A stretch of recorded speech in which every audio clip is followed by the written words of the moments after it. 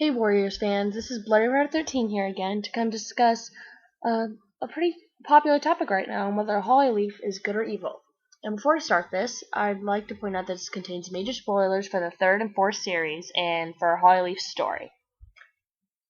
So if you haven't read any of those, I suggest you exit out of this rant unless you like spoilers, which I wouldn't really understand if you do, because it kind of ruins the point of reading the books. But anyway, so I'm going to give a few seconds for people who have not read those to get out of this video. So,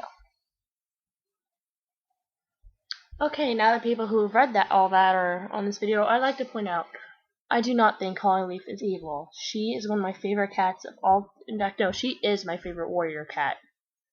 If you see my top 10 favorite warrior cats video, you know that. So, well, anyway. I'm just gonna say she's not evil. I'm gonna actually go at some points, okay?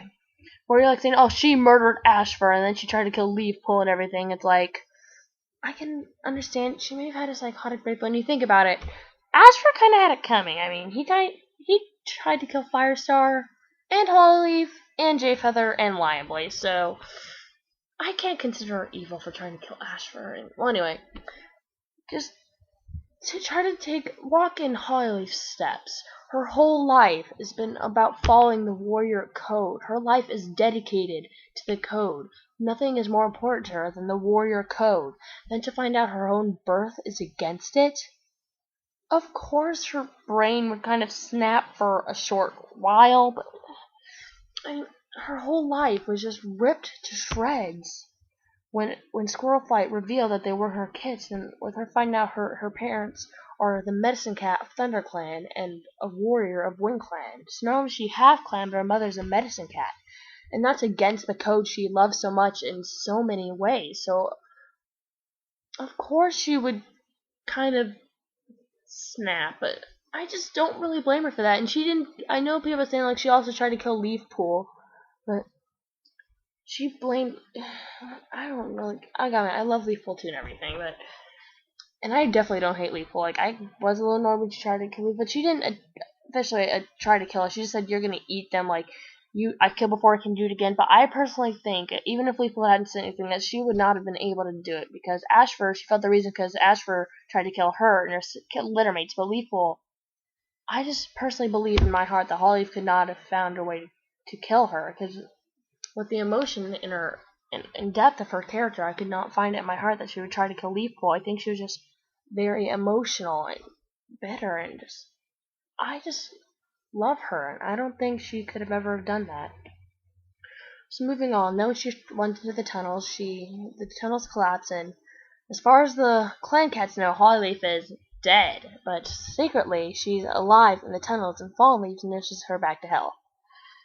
And yeah, I am a fan of the Fallen Leaves and Hollyleaf couple, but I'll do something about that later. Like, I'm actually planning on making a PMV for them using a song by Heatsway, but anyway, that's not important right now. Right now, we're talking about Hollyleaf. So anyway, as I was saying, like, if you read Hollyleaf's story, she's so torn up with guilt and horror about her life and what she's done that I just can't find her evil whatsoever, because I don't know, she was filled with regret and guilt, and it hurt me and made me so sad to read from her point of view and that thing.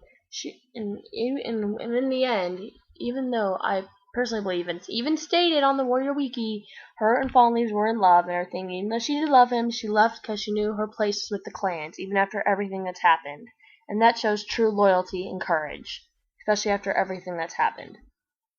And then, like, with the blood, and then she fought in the Dark Forest battle. And Ivy Pool would have been, okay, for all you Ivy Pool lovers, you can't hate Hollyleaf. I don't think I just don't think how, because she died saving Ivy Pool. Because Ivy Pool was fighting against some other cat in Hawkfrost, and she would have died. Hollyleaf came in and saved her from Hawkfrost and fought Hawkfrost, but in the end, doing that, Hawkfrost killed her. And I gotta admit, okay, here's a quick little rant about this.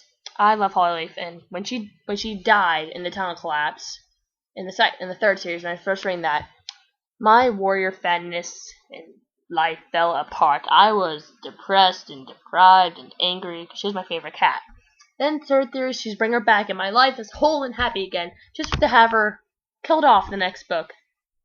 That really pissed me off. Okay, so anyway, that ends that little part of the little thing. So anyway, she died saving Ivy Pool. Like, I know, like, she killed Asher, but once again, Asher killed all those other cats.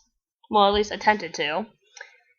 And then she died saving Ivy Pool from the Dark Forest battle, and she came back to the clans, even though that must have been tremendously hard for her.